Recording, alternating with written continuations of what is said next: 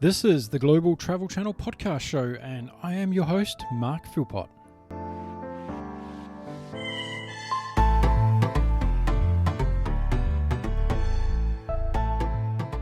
Oh yeah, very interesting times around the world at the moment, folks, and I hope no matter where you are in the world listening to my show today that you are safe and healthy and happy.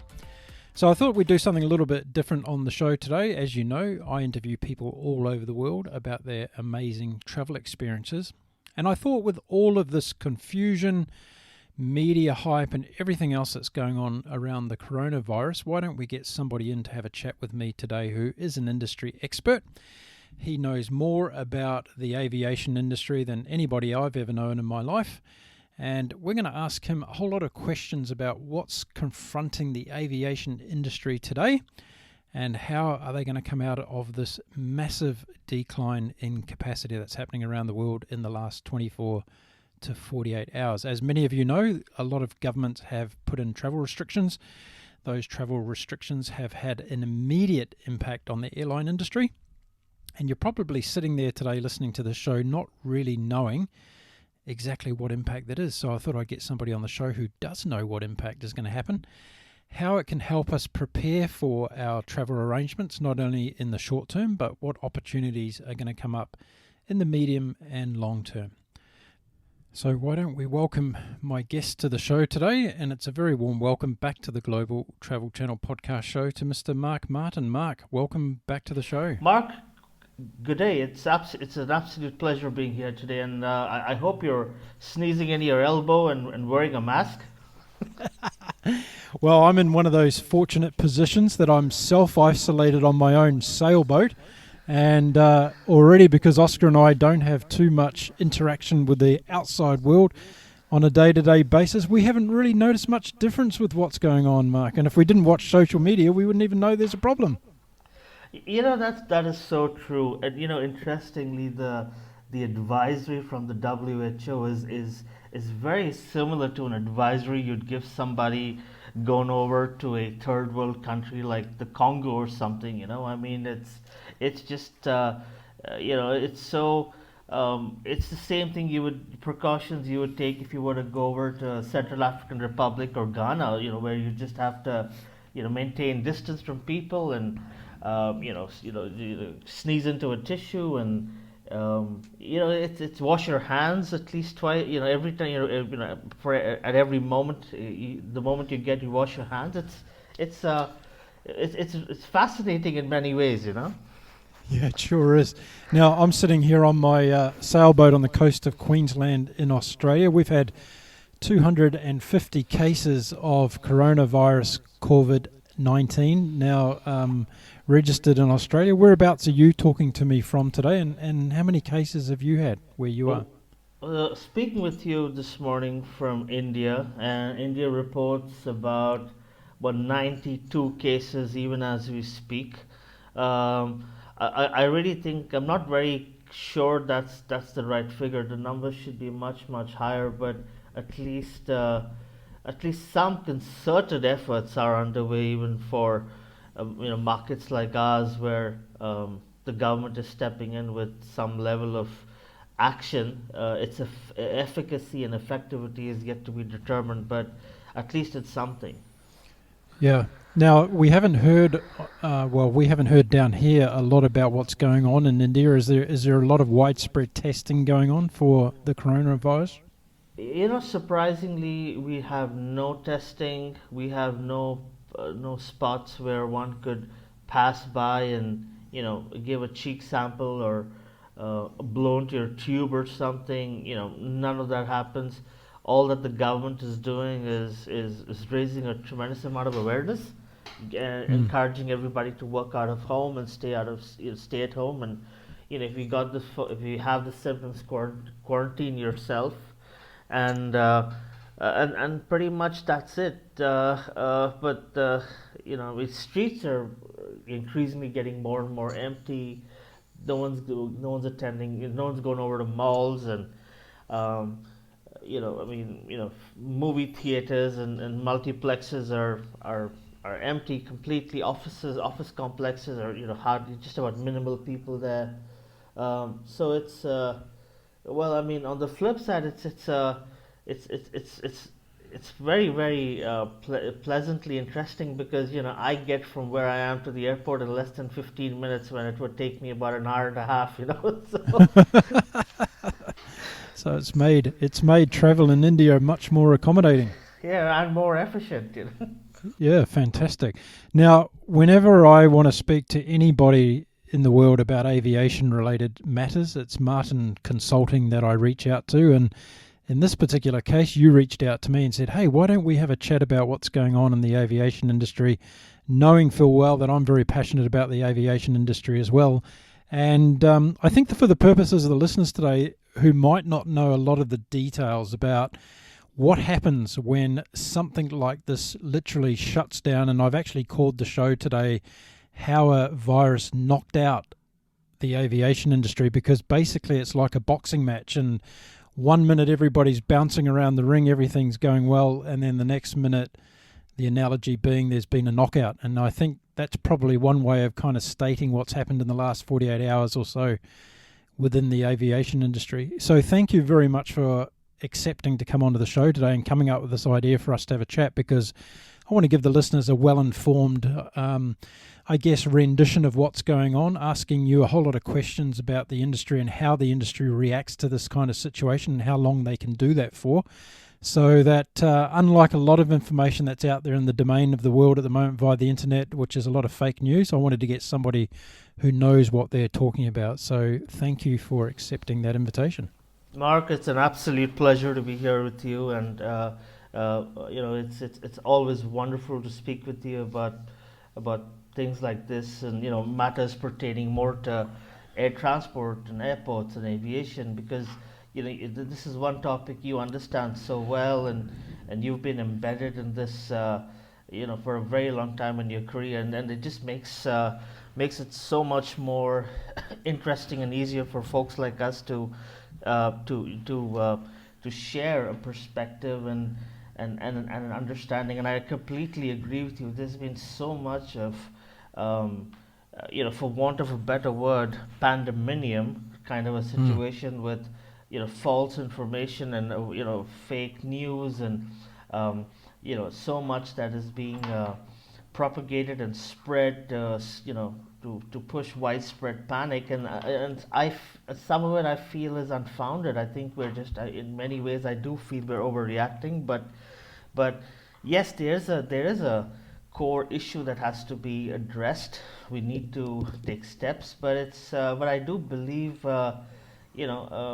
from dark comes light. From a rainy day there is a silver lining to clouds, and there is sunshine.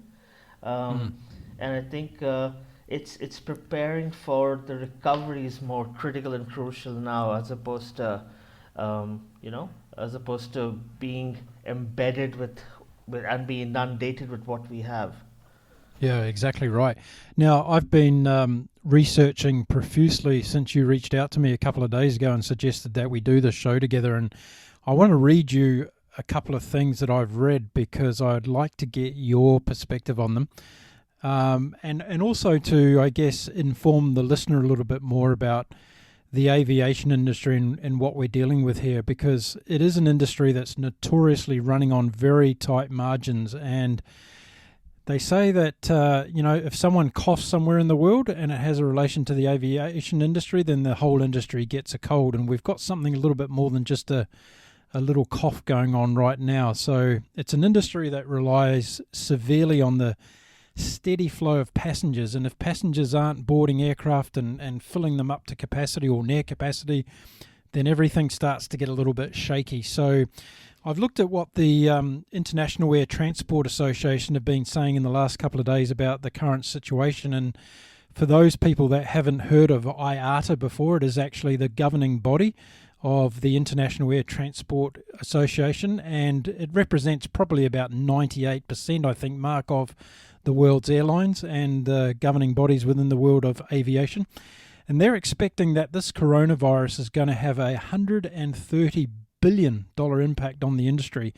Now, to put that in some context, that's about 3 times worse than the 9/11 impact had on the aviation industry. And we saw the aviation industry go through a lot of turmoil in those days. And in fact, it took a lot of people within the industry say that it took around about 5 years for the industry to bounce back from the 9/11 experience. So if this is 3 times worse, then we're looking at something that's going to take a long time for the industry to recover. What are your views on those few things I've just shared, Mark?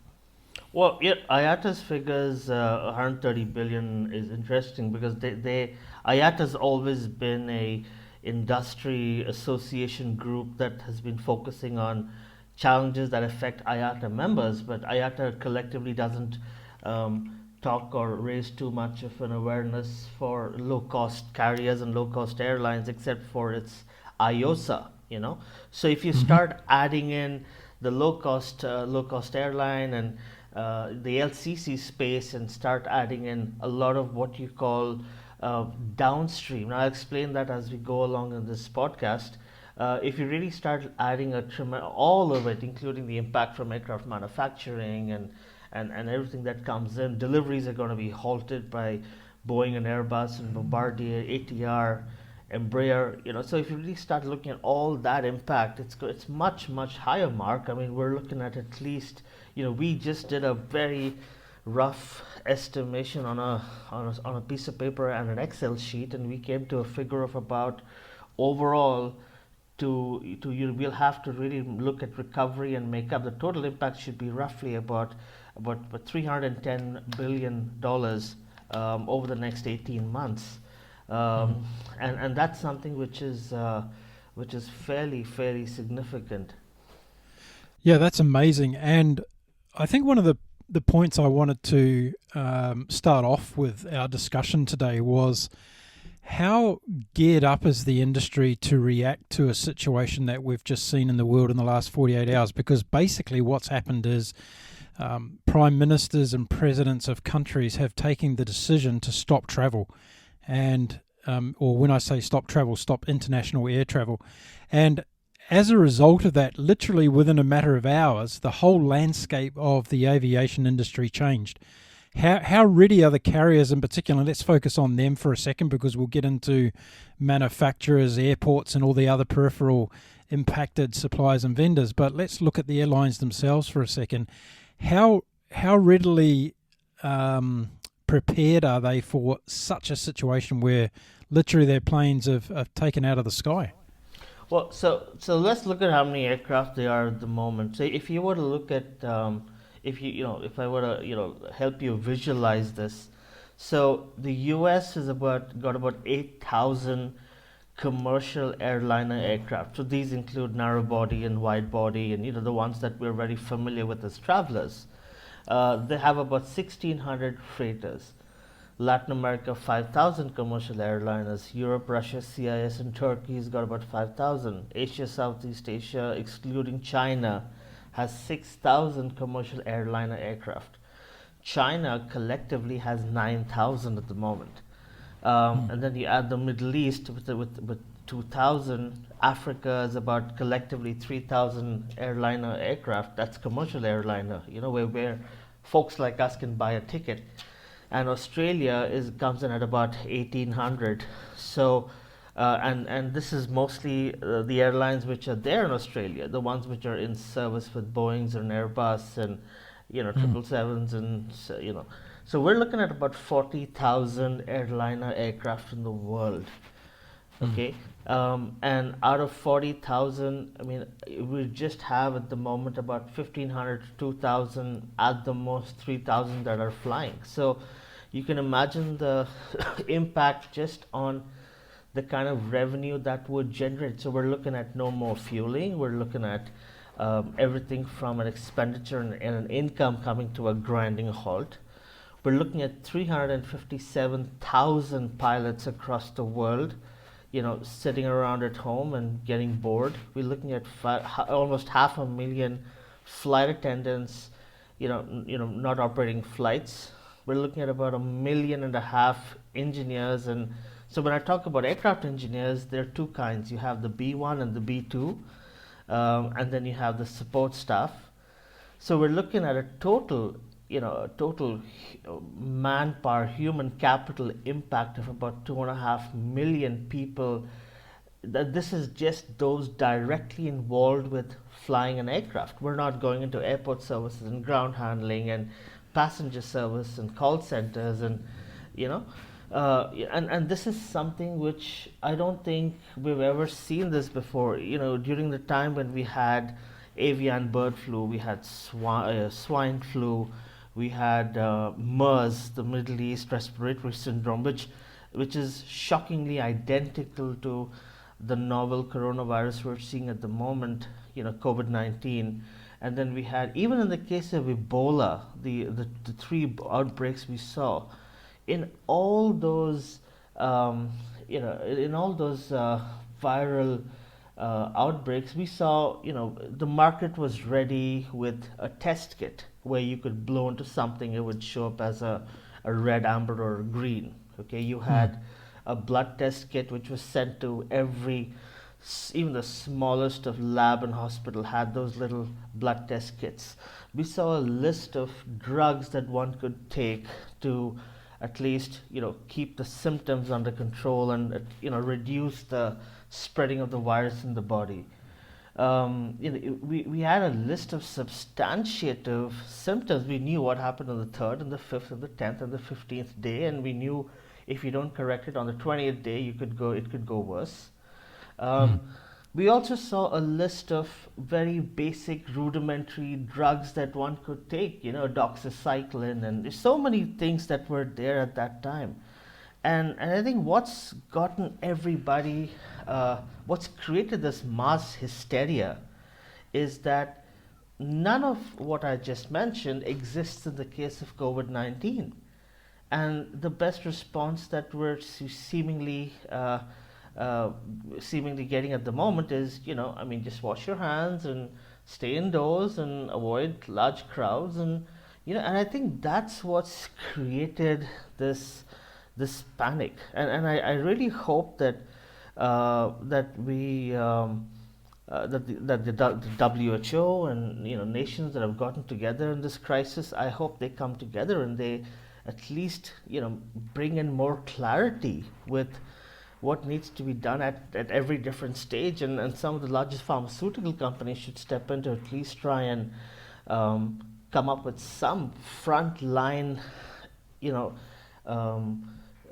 tool to combat this, at least detect it. Even a simple test kit that you and I could buy at a 7-Eleven store where we could blow in, and at least we'd say, hey, okay, at least I'm okay. Something as rudimentary and basic as that.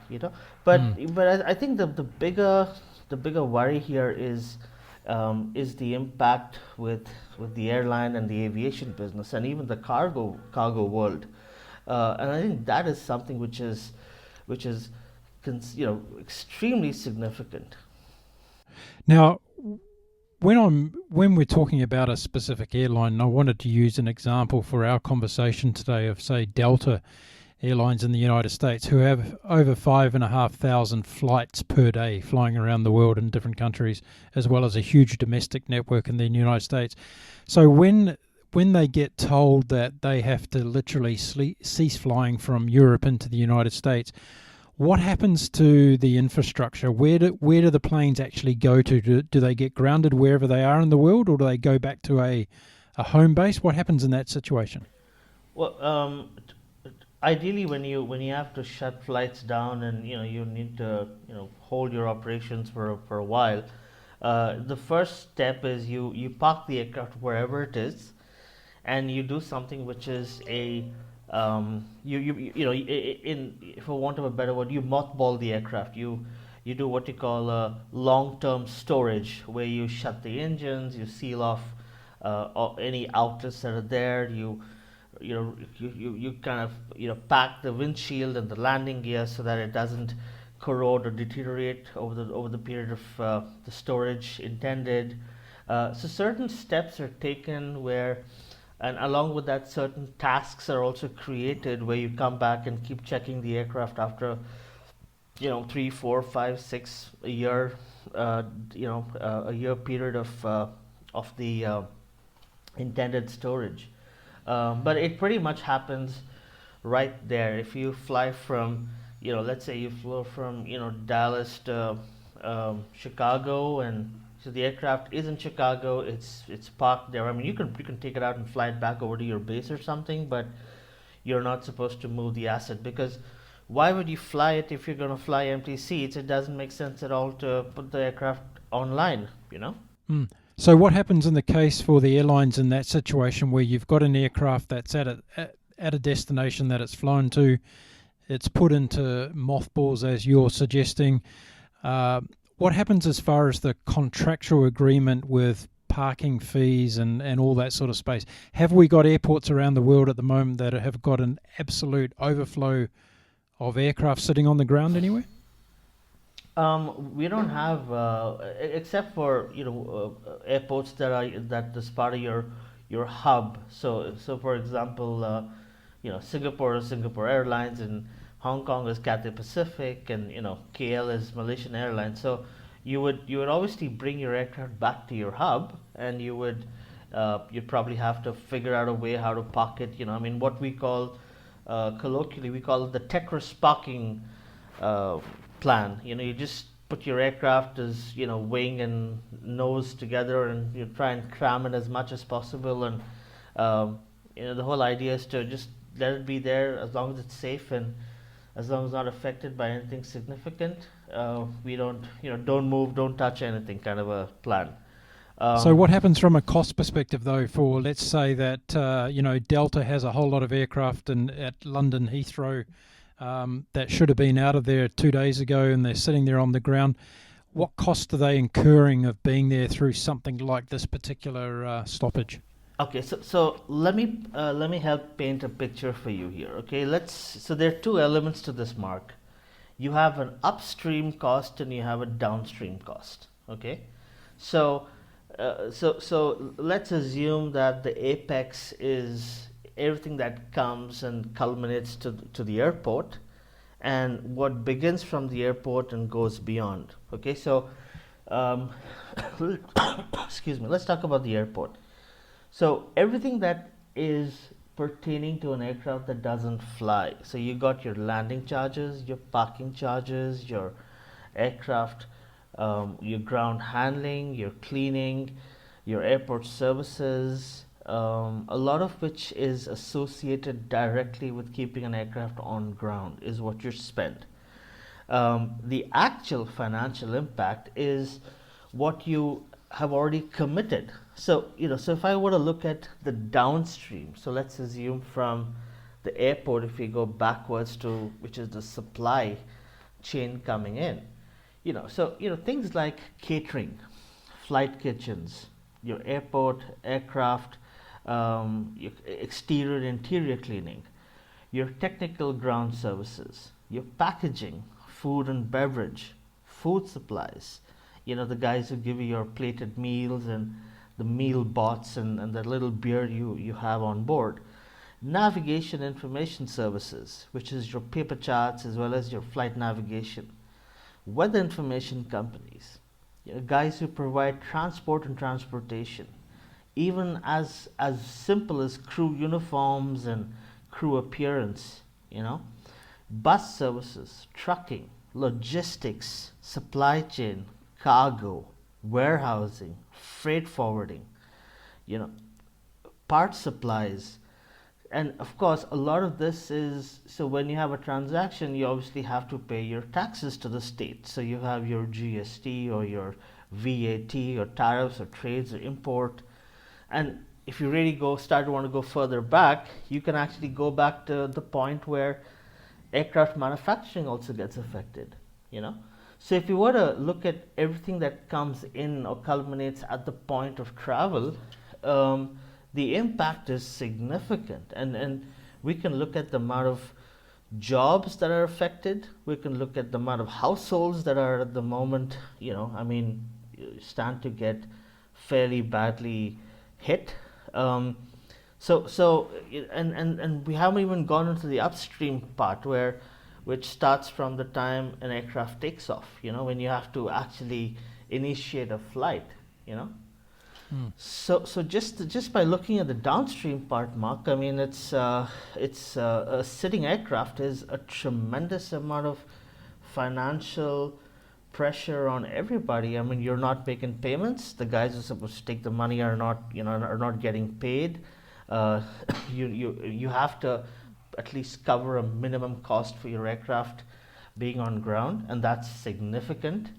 And we're not even going into the topic of ticket cancellations and call centers working on an overdrive to, work on refunds and bank transaction cancellation charges, and that 2% you pay to Visa, MasterCard, or Amex for making an online booking, the money you pay to GDS, which is your global distribution systems, the money you pay for reservation, segment costs, which is about $10 to $11 a ticket on Amadeus and some of the larger distribution companies. So it's if you really start snowballing all of that in, uh, even the $310 billion that I was talking about in terms of impact, for about what 40,000 aircraft, commercial airline aircraft in the world. Even I think that's really not much, and I think the impact is going to be far more higher. So, Yeah. so it's I guess as we go along, we'd be able to determine the actual financial impact. But given what we are, we just have to deal with the IATA figures and accept it, because those obviously come from some substantial background. Yeah. So I think in terms of looking for opportunities, and a couple of things that you've already mentioned in what you described to us there, is there an opportunity for some of the airlines to increase their cargo capacity and start putting these planes in the air with cargo 100% instead of having a passenger load upstairs? Is that a viable option for some of these airlines to move these planes around? That's an extremely viable option, Mark. I think what's going to emerge is, when usually when you're dealing with so let's call it a natural calamity. Okay, let's not paint too much of a dark, grim picture. Let's call this something which would be best termed in line with a volcanic eruption or something which has affected a lot of people in many parts of the world. Okay, usually in situations as those, the first thing you do is deploy emergency supplies and cargo and life saving drugs and things like you need, so that, which would be termed under humanitarian support and effort. And freighters, as well as commercial belly load, would be extremely valuable. I think in some way that would help soften the burden, soften the blow, ease the impact a bit, make it a bit more manageable dealing with the current, downturn. We've got about 7,000. Well, we've got about 8,000 freighters in the world now, Mark. I mean, these are dedicated, main deck 747s, and the IL 76s, and some old MD-11s out there. So if you were to add at least even half of what you have in the commercial airline, if you had about 10,000 commercial airline aircraft, at least even if they can carry to some extent belly load, we're looking at a good deployment of about 18 to 19,000 freighters.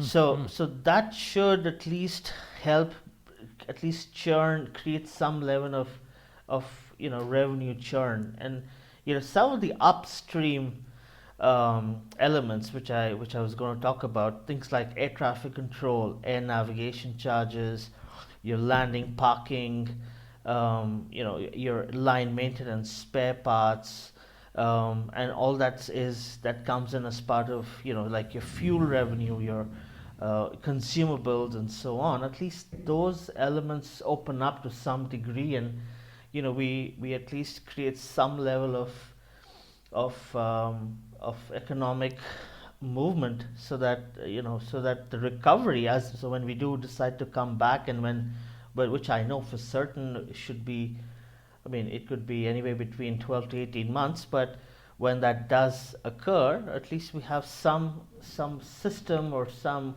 machinery in terms of processes and functioning that we can fall back on, and it makes it easier to get back in the sky. So we sit here today and say that it could be a viable option for airlines to use their grounded fleet at the moment in a full cargo capacity. What are the likelihood, though, of those decision makers within those airlines actually going ahead with that? Do you think it's something we're going to see, or is it just a pipe dream and there's too many other peripherals involved to make that happen? Well, there is going to be some kind of a trigger mark, and we've already begun to see small little glimpses of it. Um, Emirates Airline has shut its commercial airliner fleet, but it's not shut its freighters, and so has Cathay Pacific, so has EVA Air, you know, China Airlines out of Taiwan.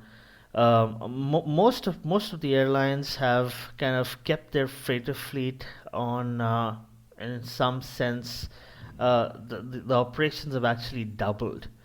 Um, and this is very, very interesting. Even with a lot of the medical supplies that are needed, as simple as surgical gloves and protective gear, even those are being shipped, uh, in very high tonnage, Hmm. in large numbers. So the kind of money that one would have made with, perishables and time definite cargo or GIT cargo, so we're saying, you know what, okay, so we're not going to make that revenue in any case. So let's at least ship essentials and let's keep our operating costs intact to some degree, and that's actually kind of kicked off really well. But what will be interesting, and I'm very happy the way you weave that in, Mark, is you might look at a 40, 50, or 100 ton shipment from let's say Singapore coming over to Sydney, right?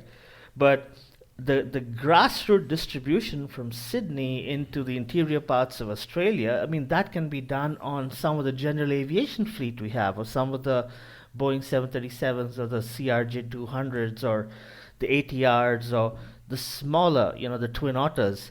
And that is where, at least to some extent, we can keep some of the aircraft flying. We can at least keep churning, creating that economic cycle that drives the airline business and the aviation business, which is at least we're buying fuel and we're paying for navigation, and you know, we're we're picking up a hotel for crew, and we're still picking up airport transport and taxis, and to some extent that little cog, the little spoken cog, is still in rotation.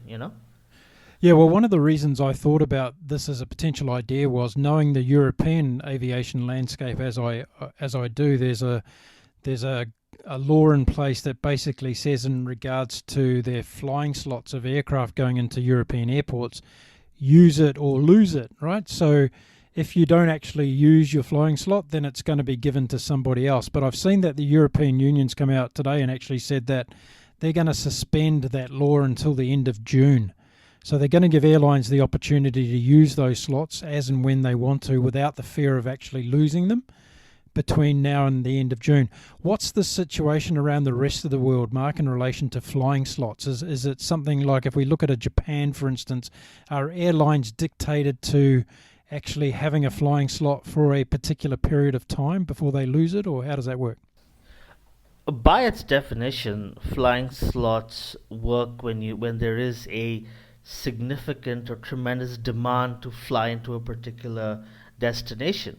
So slots are created so that because there's demand, and therefore the value and the price of the slots are high. So you make a bid and you hold your slot if you don't want to lose it. But when globally, the world over, there is no demand to fly in any one of those destinations, and all slots are underutilized, and you had, yeah, at 9 o'clock, for example, at 9 o'clock you had to get 50 flights coming in from Germany, and then you realize, oh my, there are no flights coming in. So Hmm. see, I can't forcefully deny an airline that and tell them, hey, you know what, because you didn't fly here, your slots are gone, because hey, guess what, the airport is empty in the first place. Yeah, right, there right. there are no passengers over there. There's no duty free revenue being generated. There's nothing. It's an empty airport. I mean, today nearly all of large commercial airports or that feed into another hub are like pretty much, boiled down to looking like ghost towns, and so in all honesty, it's not the airport that's doing the airline a favor by telling them that, your slots are intact. He's pretty much pushed to the wall by saying, hey, you know what, we understand what's going on, but I'm going to hold your slot when you come back, and with the hope that you give me revenue at that time, Yeah, yeah.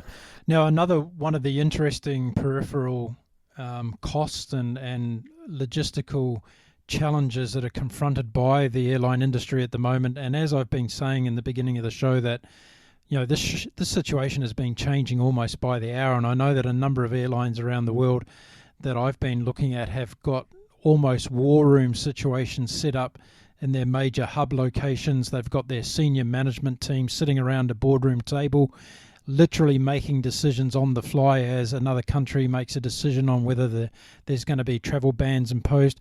I used Delta again as another example because I was reading about how they had ordered a 500,000 order of face masks that they were going to give passengers on their flights. And those face masks actually got stolen in transit when they were coming from the supplier, and they never ended up making their way to Delta's hub.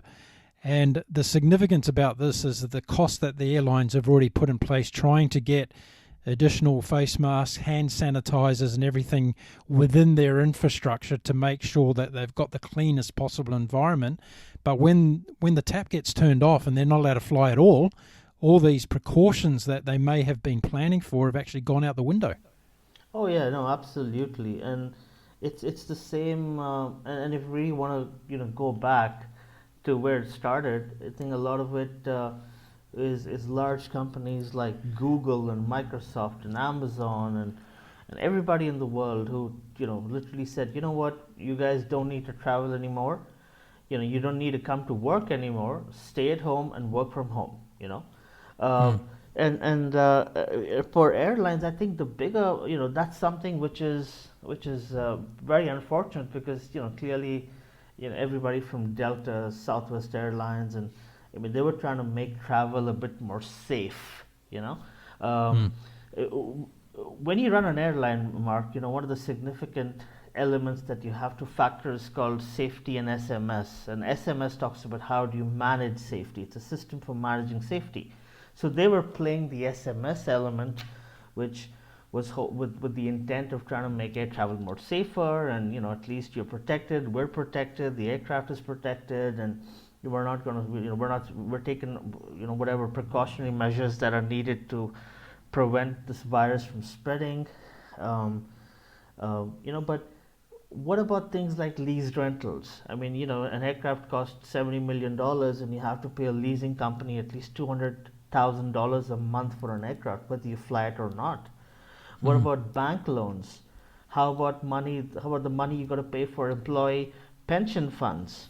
What about? I mean, just because I'm not giving you a salary doesn't mean I don't contribute to your pension fund. How about things like maintenance spares and the money you pay to partner rotable support agreement companies, the guys who supply you engines when you need them, the guys who supply you spare seats, avionics, radars, equipment on board.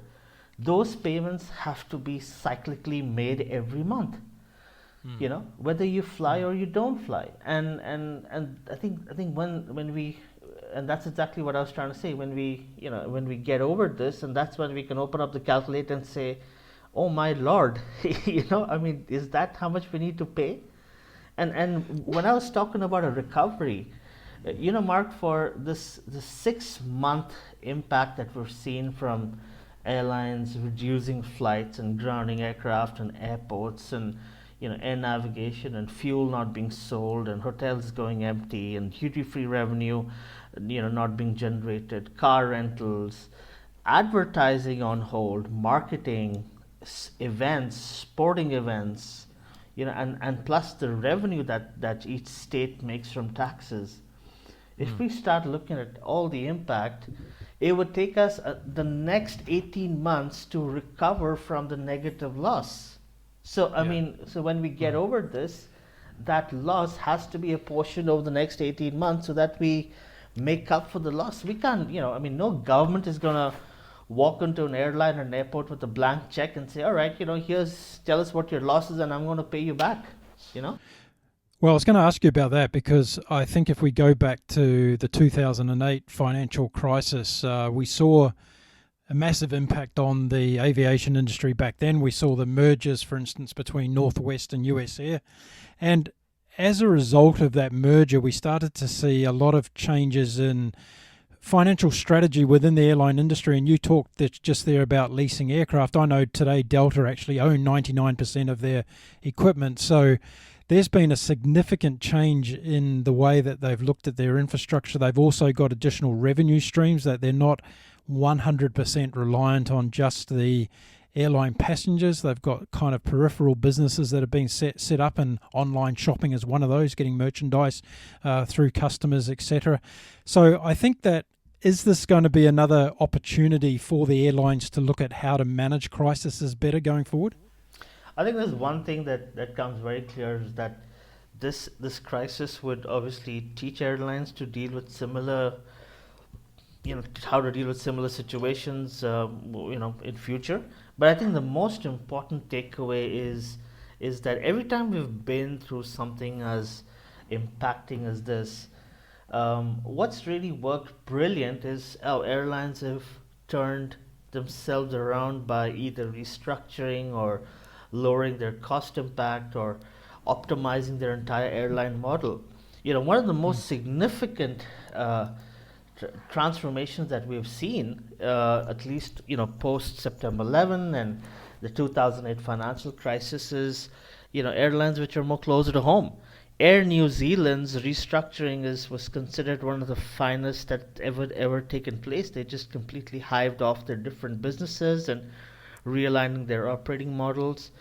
Qantas restructured its entire fleet. They got rid of the old gas guzzlers that were, that they said, hey, you know what, the book value of the asset is nothing, so we can still fly and we make money, but it was the operating costs that were getting hit. And then what happened? Today, Qantas is a super efficient, low operating cost, low carbon emission, low carbon footprint airline and a company. And this has worked quite nice in I mean, sometimes, I know I sound very sadistic when I say this, but sometimes you need something like this to break complacency, and get airlines to forcefully innovate, so that they can make themselves a more efficient, lean, and a fundamentally core transport service offering. And I think it works quite well, Mark. Yeah. I guess the question's got to be asked then, why does it take a situation like this for them to wake up, using the terminology, to look at how to innovate their business models more effectively rather than having to wait till we're in a crisis like this to do it? Is there not enough focus putting on that? Because let's face it, the airline industry is very seasonal. A lot of the air carriers are trying to make as much money during the summer months as they can to get through those lean winter months. Is that part of the model that's wrong, whereas there's a lot of effort going into making money at a certain time of the year and just trying to survive for the rest? Well, it's like how you started this podcast when you said, if somebody sneezes, then somebody else gets a cold. So if the airline business sneezes, then the economies and the entire machinery of economic support not just gets a cold, it gets pneumonia. Because interestingly, the airline business is so susceptible to external factors. Currency is one factor that affects an airline because everything is imported, spare parts and tools and consumables and so on. Then your fuel prices, the cost of oil is now what, $38 a barrel at the moment? Yep. And I think Partamina said that if it goes down to 30, then the very it just drops below economic exploration cost. So it doesn't make sense to explore oil anymore if it's that low. So and then you're looking at things like interest rates and insurance and bank lending. So to run an airline, you naturally expose yourself to so much of external risk that even for one to manage that risk, you need a team of at least 50 or 60 to try and make sense of where am I going to be hit or impacted next. And then on top of Yeah. that, you start adding war, and you start adding famine and war risk insurance, and then you add things like, bilateral agreements, one country not allowing you to fly over their airspace, like what we're seeing at the moment with Saudi Arabia and Qatar and UAE, where they're just not allowing aircraft to fly over their airspace. So you got to circumvent and fly all over Iran and then come over south, which is another 2 hour flying time. Mm. Um, so if you really start looking at nearly everything that's there in the airline business. I mean, I've been in this for 25 years. You've been in the business for longer time than me, Mark. I mean, it just boils down to we just boil down to one thought that if it's so ridiculously risky, why on earth do we still have airlines in the first place? you know, I mean, Yeah. but the ground reality is it is the most sustainable, stable, proven mode of transport, which is also one of the safest. Yeah. And Yeah. I think a lot, and that itself, travels with the way, at the speed of economy, as they say. So, or at the speed of GDP, or so. I think that those make up for all the risks, but yes, there is a risk to it. Let's not forget that, and collectively, it's very true, because and I like the way you said it. If an airline sneezes, then obviously the GDP gets pneumonia. Mm, mm. So, what's your view on? I've already started to hear some rhetoric from some of the senior managers of some of the airlines talking about looking for government support, government aid, and government funding to help them get through this crisis. Do you think that government should be stepping in to prop up the airline industry at this point in time? In my honest view, I do believe that there should be some level of what you call coverage, from this period that we're going through. But if the government does step in, then we're looking at taxpayer money going into keeping a commercial enterprise alive. And I don't believe my taxes or your taxes should be given to a private company's hands to keep him going, and keep him afloat. Now, granted, I know it's his. This is unprecedented. He hasn't said he hasn't. He wasn't prepared for this, and neither have we. But I think to some extent and degree, there should be. I think this global pandemic. I think as a result of this, it's time we created a World Pandemic Calamity Insurance Fund, where every country contributes some amount of money, where we create a corpus of some figure. I mean, even if every country contributes 1 billion, we're looking at least 200 to 300 billion globally, that can at least sustain and help us recover in a far more stable, protracted and a planned manner. Because, now granted, the U.S. government might support some of its airlines with tax drawbacks and, tax waivers, and elements where fiscal benefits that it might work quite well. But we have countries where the governments aren't that rich, or have an intent to support a commercial enterprise. I mean, I don't think the Singapore government is going to walk up to Singapore Airlines and say, what, here's a check for $25 billion to support you, because that Mm. $25 billion will have to come from some surcharges and import duties, and excise and VAT and GST, and something is gonna, you'll have to probably you and I will have to pay an airline recovery surcharge every time we buy a McDonald's burger. Yeah, I And think it's a significantly interesting part of the conversation though, because we've got in a situation like in the Australian economy where the Australian economy is built on small to medium-sized businesses, and they're all going to be hurting significantly through this process. And for there to be any discussion around the Australian government trying to support Qantas in any way through this process, I think there'll be a bit of an uproar to say, well, hang on a minute, we've got the bread and butter of Australian society, the small man business owner and small woman business owner who's going to be suffering significantly through this process. Why should Qantas get a handout of anything during this time? It's so true, Mark. You know that little mom and pop shop that sells sandwiches and sodas and crisps near a small little airport and somewhere in a district which is run by a family. This completely wipes him out. So and that's his livelihood. Airlines can obviously restructure and realign and sell out or sell in or whatever it is, but how do you go back and how do you justify? I mean, you just wiped out someone's earnings and someone's future. And Yeah. I think that's more significant. That's a very valid point, Mark. I agree. Do you see any mergers or acquisitions coming through this process that we're going through now? Do you think some of the big boys are going to look around for some cheap buys? I think they will. I do believe there would be some level of collective cooperation, partnership. We're all in this together, so let's put our heads together. And if we need to share resources, then let's do it. I think that would be a starting point. Eventually, if somebody has to buy someone off, then you need someone who's going to sign that check for you. And I don't think banks are going to be in a position to fund any acquisitions. We're seeing that already. The government of India came up with a privatization disinvestment proposal for Air India. I mean, they were looking at raising about $7 billion, but hey, guess what? Airlines already have a problem of their own, and why would they, buy someone else when they got to fund their own airline and keep it afloat? A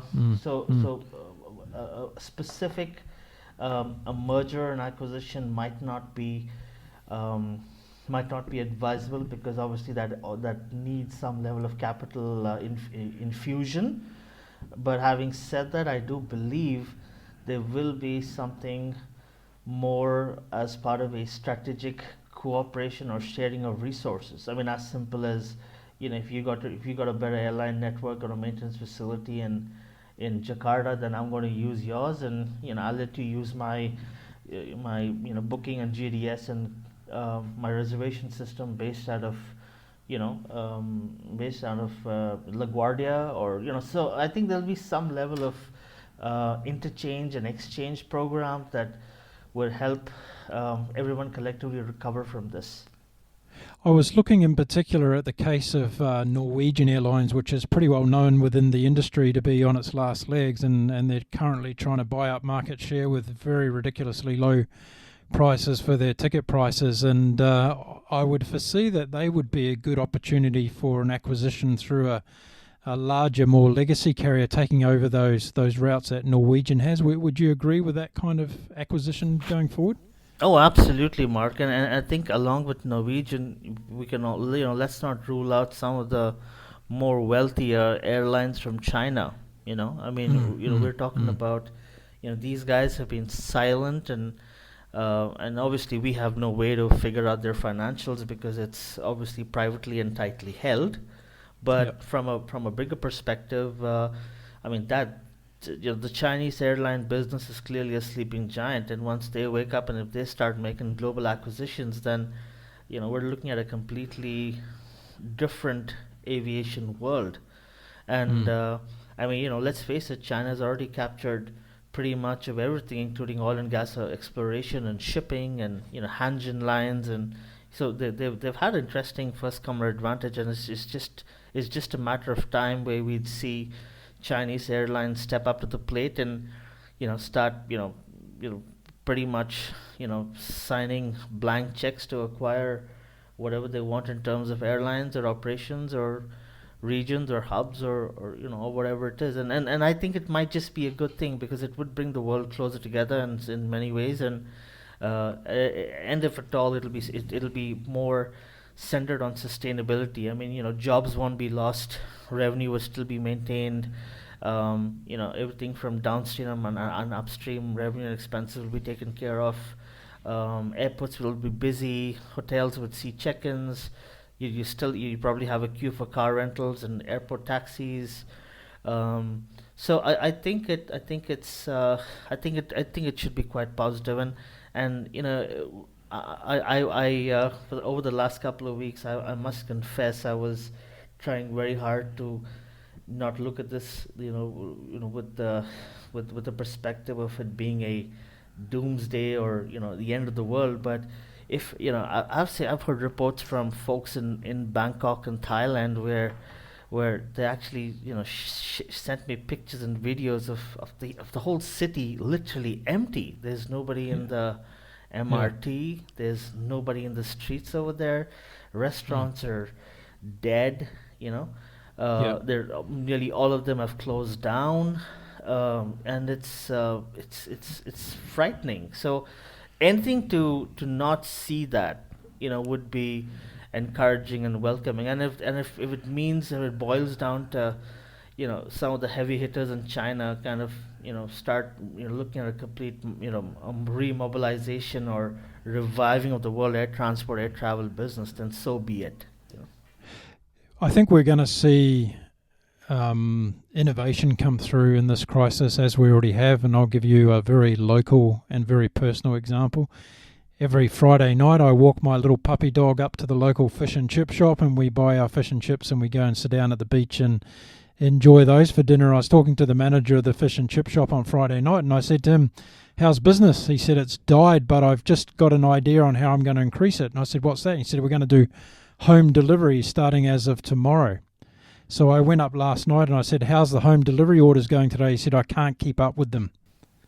Really? There's Wow. more orders than I can actually put out." So he turned his business around within 24 hours. He saw an opportunity that if people weren't going to go out, they were going to stay at home, then he's going to offer home delivered fish and chips, and that business is already taking off. So I think a lot of this is about mindset, looking at where the opportunities lie. It doesn't matter whether you run an airline with 4,000 aircraft or whether you run a fish and chip shop in a small, quiet suburban street of Australia. Yeah, you can do something to make the situation better. That is so true, Mark. I'll give you I mean, it's uncanny how you brought it up. I'll give you a simple example. Air Vanuatu, right, which Yeah, used to at one time operate old, pre-owned 737s, and so today what they've done is they've completely turned themselves around by lowering their fuel spend, and they did it by picking up aircraft which are cutting edge. yeah, They've moved over to Airbus 220s, which is previously the Bombardier C100, yeah, and they've bought a fleet which is gives them longer range at half of the operating costs. And by doing that, they've actually helped restart a whole new tourism travel in industry for in the Pacific Rim, and they've kind of increased their connections over to some Solomon Islands and Fiji, and so it's very interesting how you say that something as simple as realigning the way you think in a fish and chip store uh, actually triples your business. And I think this is the kind of innovation we need to see, Mark, whether it's the fish and chip store shop, or it's airlines like Air Vanuatu. We just pretty much have where they just have about four aircraft, as opposed to somebody like Turkish Airlines with about 400 or 500 or something. I think yeah. when you start innovating at that level, you're clearly you're clearly padding yourself up for any impact that might occur in future. And I think that's very, very interesting and encouraging. I also think it's a great opportunity for the airlines to really step up their customer service processes at this point in time, because I think a lot of customer, and I'm talking about the passenger here, I think a lot of passenger loyalty is going to be determined during these times, because we've got a lot of passengers that have already booked their holidays. They're having to change their tickets or cancel their tickets, and the way they get treated by the airline they're dealing with is going to bring about a lot of loyalty going forward, in terms of whether those people are going to talk about those airlines in a glowing fashion, or whether they're actually going to walk away and go and fly with someone else. So I've been reading in the last day about how some of the airlines around the world have actually turned off their customer service phone connection with their customers, and they've asked their customers to email their details about flights that they want to cancel and all the rest of it, because they just can't keep up with the demand of people who are trying to change their ticket dates or ask for a refund at the moment. But there's some airlines that have said, no, under all circumstances, we're actually going to bring in some of our cabin crew into our customer service office so we can make sure we talk to our customers and we can actually give them a pleasant experience on rebooking their tickets and getting their refunds. What are your thoughts around that one? Oh, completely agree, and it's remarkable. Last week, a friend of mine she's over in Africa, and she booked herself on one of the airlines. I mean, they're just they shut the call center down and they said send us an email and we'll figure it out and we'll sort you out. But interestingly, the flip side is you have guys who've taken an overdrive, and that little element of customer. I mean, let's not use the word customer satisfaction. Let's call it customer experience and customer delight. Yeah, AirAsia they brought all the flight attendants back to support with handling this crisis, and I think that's wonderful. Then you've got Wizz Air, which is based it's an East European airline. They've done the same thing. Indigo's done the same thing. So and this works nice because hey, you know what? You're not operating flights. You've got this human capital lying spare.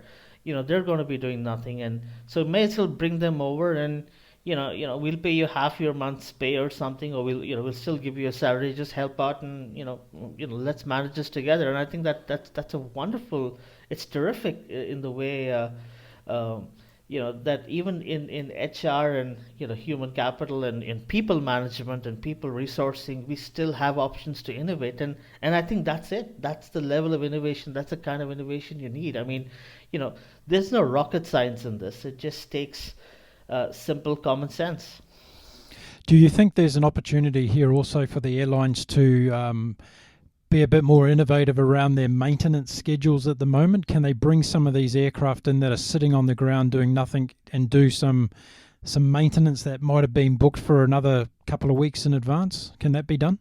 Well, I mean, if you're not going to fly your aircraft, then your what you call your time limit or your flight hour maintenance, obviously, that gets deferred. So if you had a do a certain check in 3,000 hours, the aircraft is not flown at all. So you obviously have the time to your advantage. When you start flying, you can then do it then.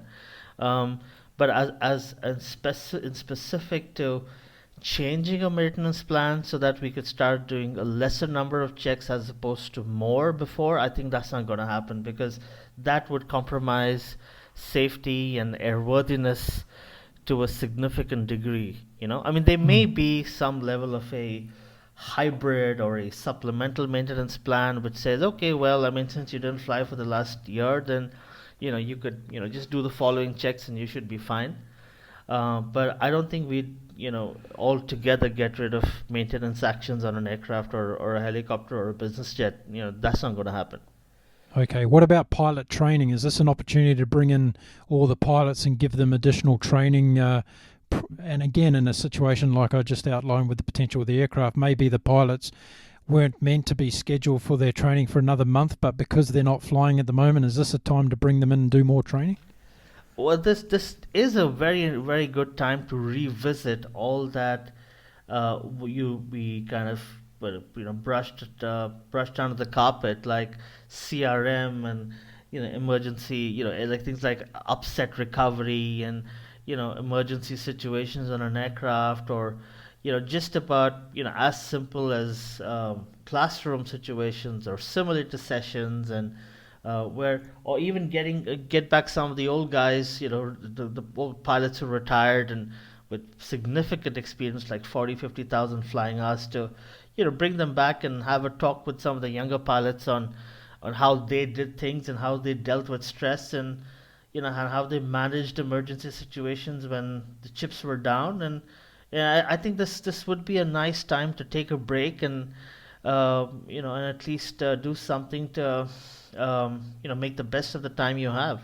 I remember in 2008 in the financial crisis, it was United Airlines that they also were fairly significantly impacted. So what they did was they got together about 400 pilots and sent them over to Latin America to construct a hospital, you know. So these guys went over there and, they said, hey, you know what? I mean, there's no flying. We're getting bored and, we're pretty much, we're losing our mind. So what do we do? So the airline said, you know what? Let's do something fun. Why would you guys, let's help somebody out here. And so they went over to, I think they went to Bolivia or somewhere. They built a hospital, and then way deep in the mountains, they kind of, they set up small little dispensaries, and and that became a very positive, had a very positive impact on all of them, because they actually came back and they felt they did something significant, and that's what made them happy in many ways, and it really does have a very positive spin-off when you're pretty much doing nothing and you're on ground.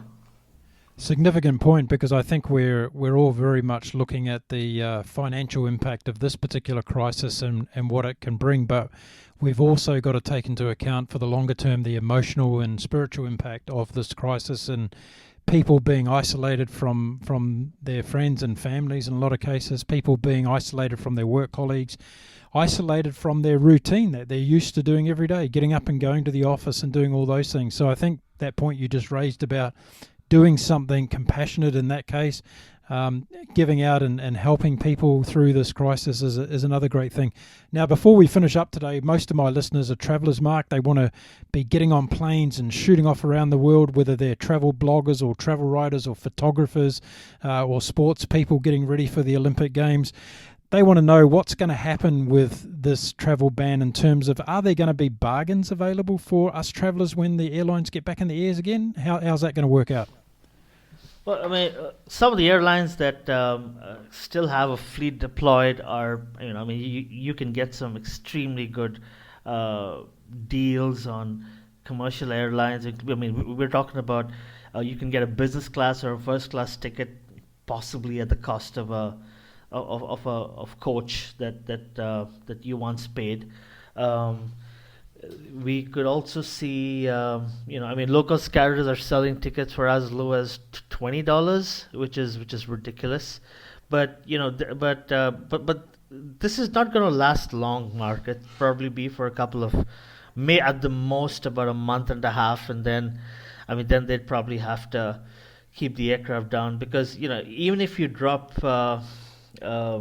your ticket price to like a $20 or $10 or whatever it is, out of 200 seats at the most you'll fill up about 40, and so that still is a loss for the airline. I mean, that's so the airline is just about recovering the cost of fuel when it does that, but it's not really recovering its crew costs or its maintenance or its leasing or the other costs that are attached with it. So it's a desperate move. Even they're trying to make whatever that they can make from the market by offering offering a deal, but it's not sustainable from a long-term perspective. And I think this will also come to an end.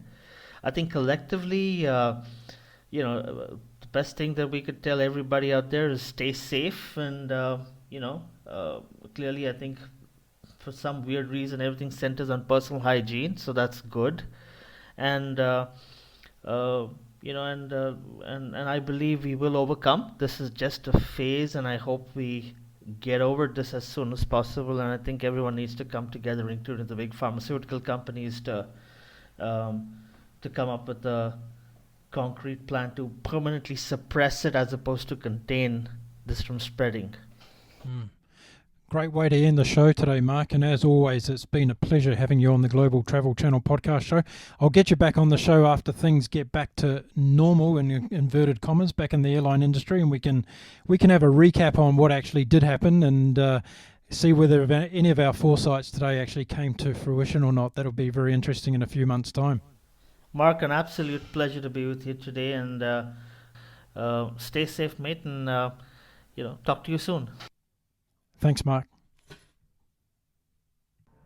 There we are. That was aviation expert Martin talking to me from India today about the consequences of what's happening within the airline industry right as we speak in relation to the coronavirus, COVID-19.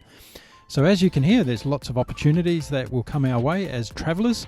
There's lots of opportunities for the airlines right now to restructure and look at how they're doing their operational practices when it comes to crisis management. And I'm sure at the end of this saga that we're all going through that everybody will come out the stronger and the better for it, both in business and us as potential travellers.